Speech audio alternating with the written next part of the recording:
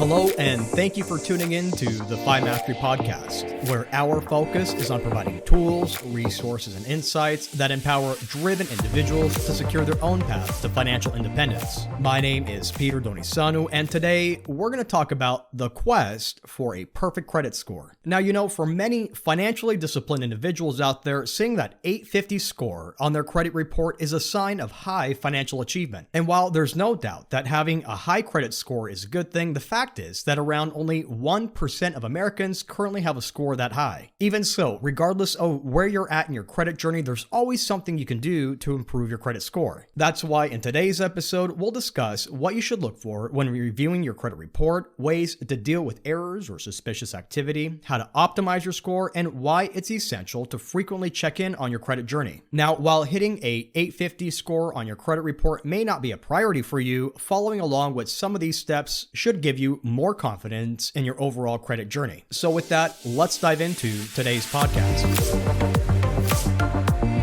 What does having a perfect credit score mean to you? Well, it might mean being able to show up at the dealership and buy your next car without worrying about how you'll finance it. Or it might mean having peace of mind knowing that you can purchase your dream home because you've qualified for a relatively low interest rate. Either way, having a perfect credit score can open up many opportunities that you otherwise may not have access to. And now you might be saying to yourself, I have a good job, I pay my bills on time, what more do I need to do? Well, if you're planning to finance any big ticket purchase in the next 12 months or even to apply for a new job, effectively managing your credit is essential to achieving these goals. That's because we're currently in an economic environment where loan approval rates are falling and borrowing costs are rising. And so it's crucial now more than ever to do the work to build up your credit profile even if you already have a solid credit score. To be sure, according to credit reporting agency Experian, only around 1% of Americans have been able to attain a perfect 850 credit score. And while the goal of a perfect credit score may seem elusive or simply put not relevant to you, practicing good credit management habits towards that end can help give you optionality,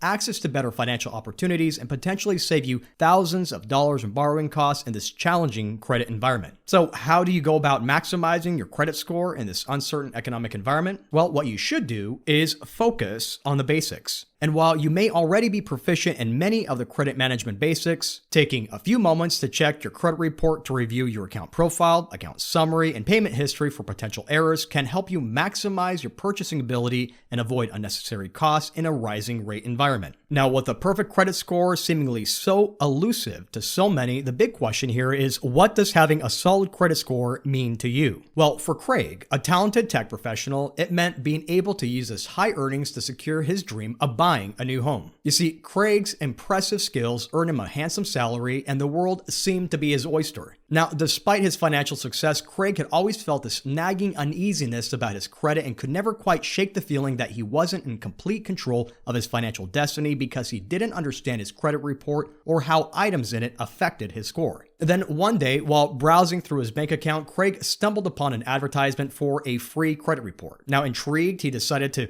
pull up his report, and he was shocked by what he found. That's because his credit score was far lower than he'd imagined, and he realized that he needed to take control of his financial journey. But where exactly should he start? Well, determined to turn his credit score around, Craig began doing some homework and discovered the secrets of credit utilization, payment history, and credit age and how they affected his credit score. Now, as Craig dove deeper into the rabbit hole of all things credit, he soon realized that this was the knowledge that he was been seeking all along. But the real question here was, could he apply this newfound wisdom to his financial situation? Well, soon enough, Craig embarked on his journey of credit transformation. He diligently paid off his outstanding debts with a focus on reducing his credit utilization. And at this point, Craig was so determined to prove his credit worthiness to the world that nothing could stand in his way. And as the months passed, his credit score began to rise, and he felt a growing sense of pride and accomplishment. Now, with all this work completed, this newfound knowledge, he was wondering, is this enough to truly conquer his financial fears? And soon enough, Craig faced the most significant challenge that he had been working towards all these months, and that was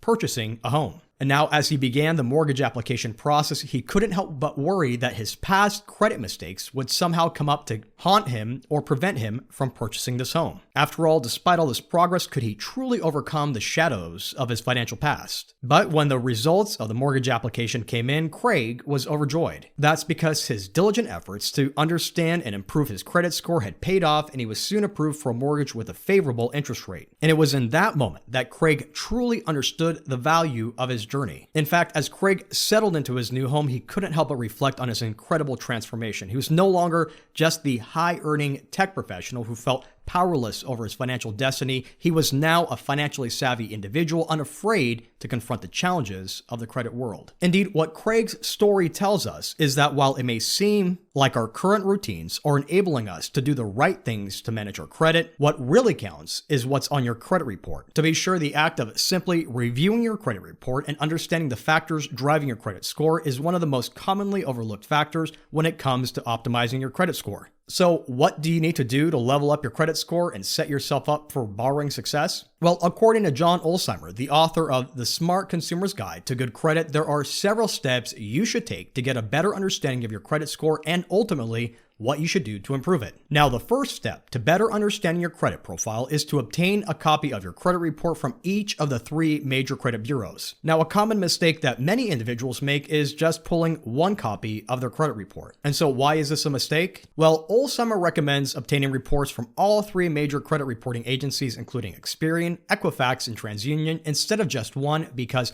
the information contained in each report can vary. That's because lenders and creditors may report information on just 1 or 2 bureaus and not all 3 at the same time, which can result in differences in your credit report and your overall credit score. Therefore, be sure to download a copy of your report from all 3 agencies, preferably in a consolidated format. Now, while each bureau will offer you a copy of your credit report from their website, you can also get a free copy of all 3 reports at once, one time per year, by visiting annualcreditreport.com. All right, now that you have your credit reports in your hands, what you'll want to do now is take a moment to review each copy for errors. You can start by looking for inaccuracies in your name, your address, or social security number, and make sure that the accounts listed on your report belong to you and reflect accurate information. And so why do you need to look for errors? Well, according to various surveys out there, as many as 33% of respondents have indicated that they found at least one mistake in their credit report in the last year, which could be costing them more money than necessary. Indeed, errors in your personal information or accounts listed on your credit report can negatively impact your credit score and your ability to obtain credit on favorable terms. That's why it's essential to check for errors on your credit report at least annually to ensure that your credit score is not negatively affected by inaccurate information. All right, now that you've reviewed your credit reports for mistakes, it's time to take a moment to work through any negative items that may have shown up on your credit report. These negative items may include things like late payments, collections, charge-off, bankruptcies, or other delinquencies. And it's worth noting that these negative items can stay on your credit report for several years and lower your credit score, making it more difficult for you to obtain a loan on favorable terms. That's why it's essential to remember that the longer you wait to address negative items on your credit report, the longer it will take you to get to your ideal credit score. Ultimately, reviewing your credit report for negative items is an essential step in understanding your credit score and taking the necessary actions to improve it. Now, if you do find inaccurate or negative information on your credit reports, it's essential not to panic. That's because, more often than not, there's something you can do about it, and that's filing a dispute. Indeed, by filing a dispute, you can ensure that your report reflects current and correct information, which can improve your credit score in certain situations. And so, how do you go about filing a dispute? Well, the first thing you should do is contact the credit bureau reporting the error or inaccuracy in writing and provide them with supporting documentation to prove your dispute. Now, each of the 3 major bureaus offer a way to complete this process through their websites. Then, after you've notified the credit agencies of any errors, you should wait for a response. Typically, the bureau will investigate the dispute and respond to your request within 30 days. And if they find that the disputed information is inaccurate, they must correct the information on your credit report. And so, what do you do if they review your request, but they don't correct the information? Well, if the credit bureau doesn't resolve the dispute in your favor, you can try directly contacting the creditor that reported the inaccurate information and ask them to take a look. Now, at that point, you can provide them with the same supporting documentation that you provided to the credit bureaus and request that they correct the information. And here, if the creditor or lender doesn't correct the inaccuracies, you can request that the credit bureau conduct a re-investigation of the disputed information. And at that point, if the dispute remains unresolved, resolved, you can add a statement to your credit report explaining the inaccuracy and provide any supporting documentation to back it up. Either way, taking steps to correct any errors on your credit report is essential to improving your credit score and your overall credit worthiness. So if you notice any inaccuracies or errors in your credit report,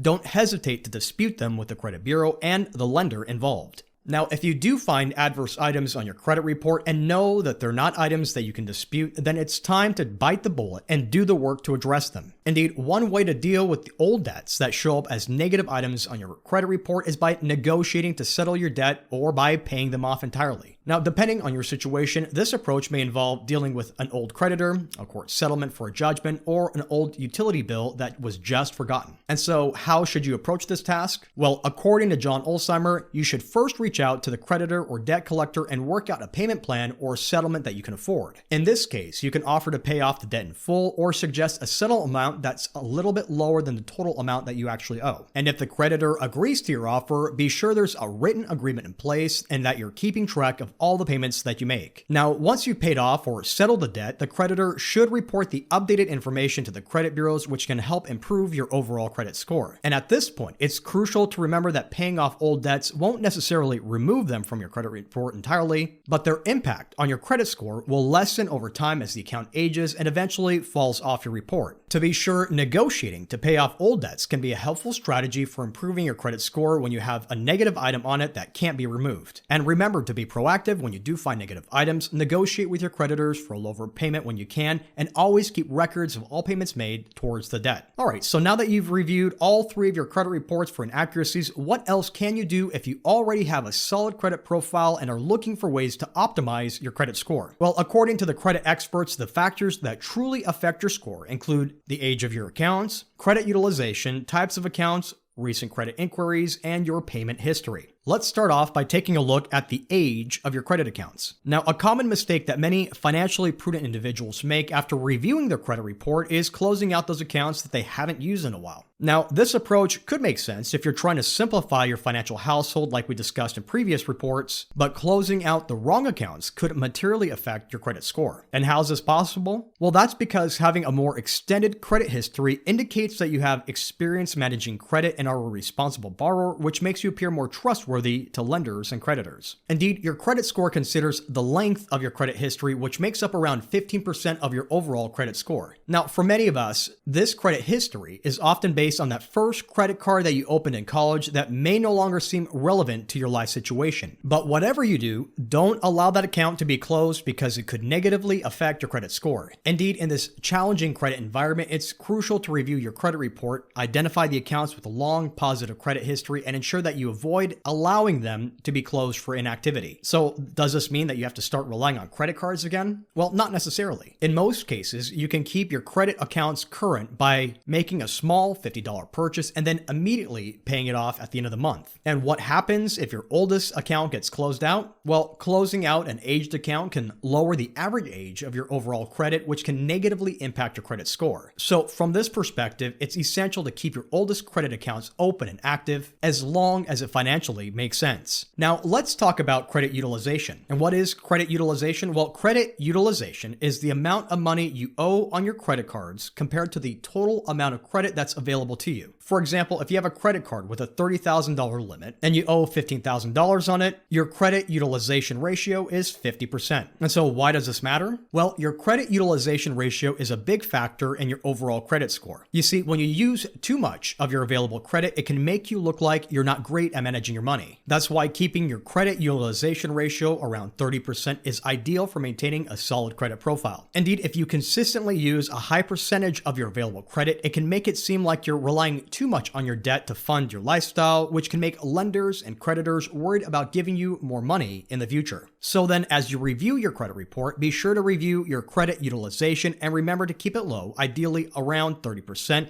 to maintain a good credit score and show lenders and creditors that you're responsible with your money. Now, another factor to consider when you're trying to boost your credit score is to focus on the kinds of accounts you actually have opened. That's because lenders and creditors like to see a mix of credit types such as credit cards, installment loans, mortgages, and others to demonstrate that you're able to handle different types of credit responsibly. And so why does this matter? Well, the types of credit you use often makes up around 10% of your overall credit score. So if you only have a mortgage and a credit card on your credit report, then your overall score could be lower than someone who has an auto loan, a mortgage, credit card, store card, and a personal loan. That's why having a mix of credit types can improve your overall credit score and demonstrate to lenders that you're responsible with debt. Even so, before you go out and start opening up multiple credit cards, it's worth noting that not all types of credit are created equal. For example, having a mortgage and a car loan can be viewed more favorably than having 5 credit cards from different banks. And why is that? Well, that's because installment loans, such as mortgages or auto loans, require regular, consistent payments over time and can demonstrate to lenders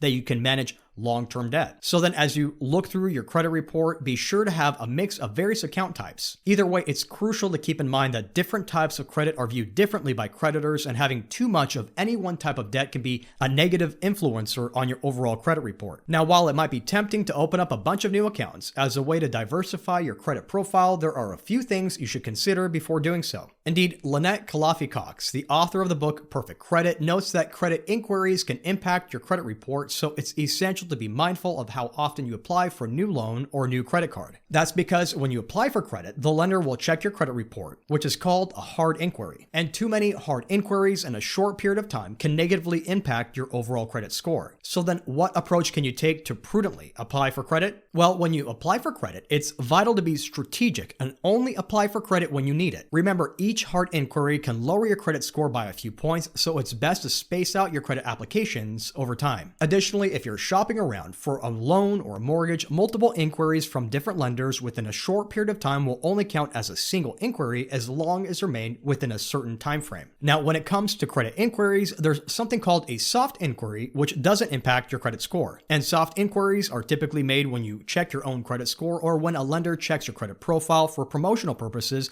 such as offering you a pre-approved line of credit. Either way, it's vital to be mindful of how often you apply for credit and to only apply for credit as you need it. Remember, multiple hard inquiries in a short period of time can negatively impact your credit score, so it's best to space out your credit applications over time. And it's also essential to remember that checking your own credit score or having a creditor check your credit for promotional purposes won't impact your credit score when it's a soft inquiry. And last but not least, the most essential component to building a solid credit score is to pay your bills on time. Now, while this may seem like a no-brainer, the fact is that your payment history can influence over a third of your overall credit score. And even if you have a solid credit profile today, one missed payment can lower your credit score by over 100 points. And to add insult to injury, it can take as long as 7 years to have this one unfortunate credit event fall off your credit report. So then what can you do to ensure that you have a solid payment history? Well, if you want to ensure that you have a solid payment history and to boost your overall credit score, Lynette the Money Coach has some great advice for you. First and foremost, she suggests that it's essential to make all of your payments on time. Now, as we pointed out earlier, late payments can significantly impact your score, so it's crucial to pay your bills on time every single month. And if you find that you're forgetting to make your payments on time, now is an excellent moment to consider setting up an automatic payment system or prioritizing which bills you should immediately pay first. Now, from this perspective, you'll want to make sure that you pay the most important bills first, such as your rent or mortgage, then your car payment, credit cards, and finally your utility bills. And if you need help getting started with paying your bills, be sure to check out our report on financial procrastination to identify ways to move past analysis paralysis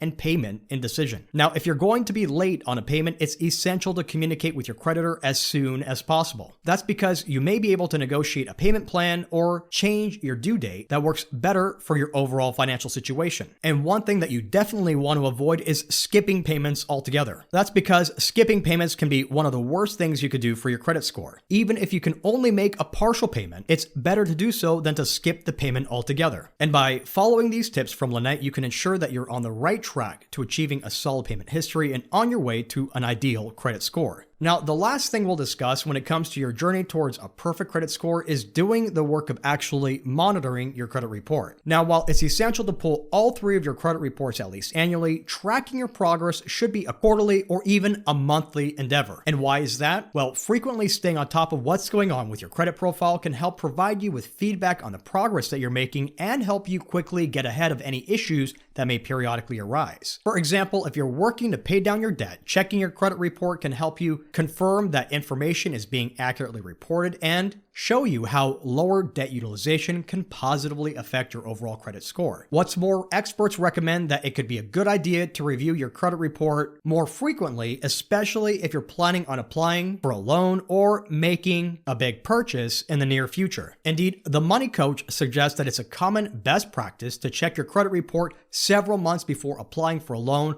and closing on your big ticket purchase. This approach will give you some time to correct any errors or address any issues that could negatively impact your overall credit score. What's more, checking your credit report frequently can help you avoid identity theft by allowing you to spot any unauthorized accounts that could indicate fraudulent activity. That's because identity thieves often use stolen personal information to open up new credit accounts or take out loans in someone else's name. And by frequently reviewing your credit report, you can identify any accounts you didn't open or any activity you don't recognize. Now, if you're not in the habit of checking your credit report on the regular, consider subscribing to a credit monitoring service. Now, it's worth noting that your mileage may vary when it comes to these kinds of services, but in the end, it could save you time and money. For example, when it comes to credit monitoring services, John Olsheimer has some mixed opinions. Now, on the one hand, Olsheimer acknowledges that credit monitoring services can be useful in helping you detect potential fraud or identity theft. That's because these services typically monitor your credit report, notify you of any changes, such as new accounts or hard inquiries, and allow you to address suspicious activity sooner rather than later. On the other hand, Olsheimer cautions that credit monitoring services are only a partial solution when it comes to protecting your credit. That's because while these services can alert you to potential issues, they don't necessarily prevent identity theft or fraud from occurring in the first place. That's why Olsheimer suggests taking a more comprehensive approach to protecting your credit instead of relying solely on credit monitoring services. And what does this approach look like? Well, this approach could include frequently checking your credit reports, monitoring your bank and credit card accounts for suspicious activity, and taking steps to protect your personal information, such as using strong passwords and avoiding phishing scams. Now, these perspectives bring us to our final credit management topic, and that's dealing with identity theft. And whether this topic is relevant to you or not, you should know that according to data from the AARP,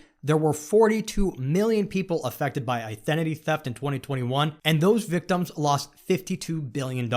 What's more, when your identity is stolen and credit accounts are open in your name, it can ruin a credit profile that you've spent years diligently building and protecting. So then, from this perspective, it goes without saying that protecting your identity is essential to optimizing your credit score. And so, how do you go about protecting your identity? Well, one approach is to put a freeze on your credit report through each of the 3 credit reporting bureaus. That's because when you put in a freeze, it restricts access to your credit report by potential lenders, which makes it more difficult for identity thieves to open up accounts in your name. Indeed, at the very least, be sure to check out services like LifeLock or even proprietary services offered by reporting agencies like Experian, Equifax, or TransUnion to help you accomplish this task. All right, so now we've talked about credit monitoring services, but what do you do if you've checked your credit report and you've discovered that your identity has actually been stolen? Well, if you discover that you become a victim of identity theft, first and foremost, it's essential to act quickly to minimize the damage. This means contacting the lender associated with the unauthorized accounts and reporting the fraud. You should also consider filing a report with the Federal Trade Commission and placing a fraud alert or credit freeze on your overall credit report. At the same time, you should also review all of your other bank and credit card statements for suspicious activity. And if you do notice any transactions that you don't recognize, be sure to contact your bank or credit card company immediately and keep detailed records of all correspondence and phone calls related to the identity theft. Now, there's no guarantee that you'll completely avoid having your information used in a malicious way. However, taking these steps can help you minimize your chances of financial loss and maximize your overall credit score. Now, the quest for a perfect credit score can seem insurmountable and challenging to many of us. Indeed, even if you have a solid credit profile today, it still takes diligence and discipline to preserve and grow the score that you've worked so hard to build over the years. Even so, in today's challenging economic environment where loan approvals are in decline and interest rates are on the rise, it's vital now more than ever to be a good steward of your credit, even if your goal isn't to obtain a perfect 850 score. Remember, this approach begins with making sure that you pull your credit report at least annually from all 3 major credit bureaus. Then take some time to review your reports for inaccuracies and correct them as soon as you discover them. And as you go about managing your credit, stay focused on the essential items that can help or hinder your score. This includes avoiding closing out your oldest accounts, maintaining low credit utilization, having a mix of various credit types, and paying off your debts on time. Remember, even one late payment on your credit report can affect your score by over 100 points. And finally, make a habit out of reviewing your credit report more than 1 time per year. Doing so will allow you to track your progress towards your ideal credit score while allowing you to stay ahead of any potential irregularities. And if you do find errors or suspect identity theft or fraud, be sure to act quickly. Remember that the longer you wait, the longer it can take to get your credit on the right track, which could mean the difference between whether or not you close on your next big ticket purchase. Either way, taking these steps today will not only help you on your quest for an ideal credit score, it can move you one step closer to becoming the master of your own financial independence journey. Well, that's it for now. Thank you for taking the time to listen to the FI Mastery podcast. To learn more about our research, visit us at FIMastery.com or email your questions to questions@franklinmadisonadvisors.com. Until next time, I'm Peter Donisanu, wishing you and yours abundant health and prosperity. FI Mastery Podcast is brought to you by Franklin Madison Advisors, Inc. Franklin Madison Advisors is a registered investment advisor firm with its registration and principal place of business in the Commonwealth of Pennsylvania. Registration of an investment advisor does not imply a certain level of skill or training. This commentary and forecasts are limited to the dissemination of general information pertaining to Franklin Madison Advisors investment advisory services and general economic and market conditions and are subject to change without notice. The information shared today is not intended to be personal, legal, investment, or tax advice, or a solicitation to buy or sell any security or engage in a particular investment strategy. For additional information about Franklin Madison Advisors, including fees and services, please contact Franklin Madison Advisors or refer to the Investment Advisor public disclosures.